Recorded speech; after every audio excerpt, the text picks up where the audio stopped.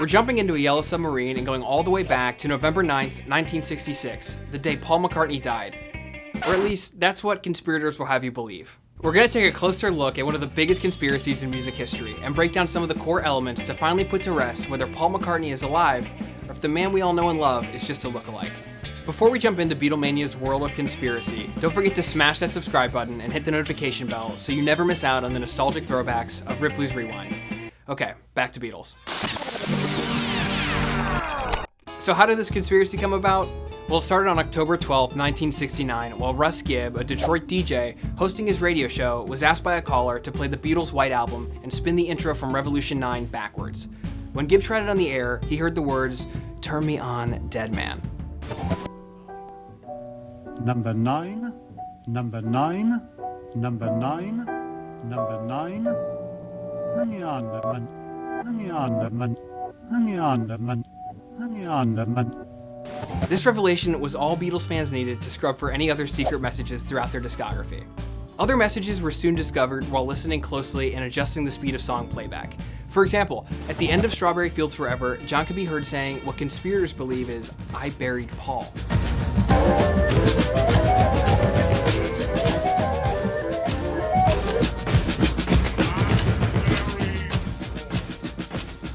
Okay, now that we got the ball rolling, let me lay out the conspiracy of Paul's death and jump into the connections fans have made to support the claim.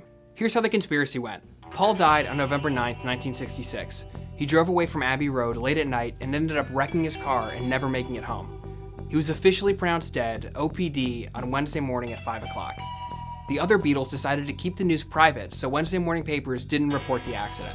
The band moved forward and kept Paul's death a secret by replacing him with a lookalike. So how does any of this play into the Beatles' lore? Here's what fans have found. Starting with Sgt. Pepper's Lonely Hearts Club Band, the 1967 studio album. On the front cover of the album, fans noticed the funeral-esque stylization of the flowers with the band and onlookers standing almost in memorial. The most prominent discovery came when a fan decided to hold a mirror up just under the three main members of the band. The writing on the kick drum spells out what appears to be a secret message.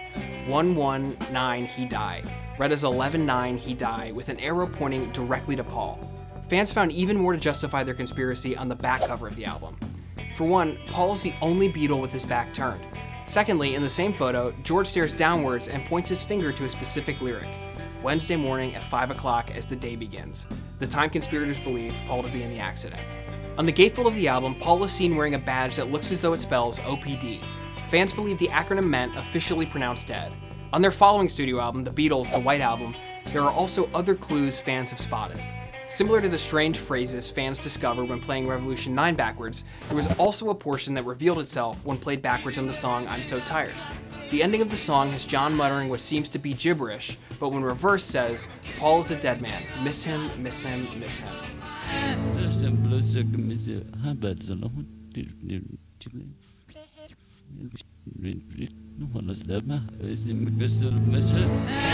The Beatles' following album, Abbey Road, had fans poring over the contents of the artwork. The Michigan Daily likened the Abbey Road cover as a funeral procession, the preacher being John in all white, the Undertaker being Ringo in black, the corpse being Paul's lookalike, and finally George in blue denim as the gravedigger.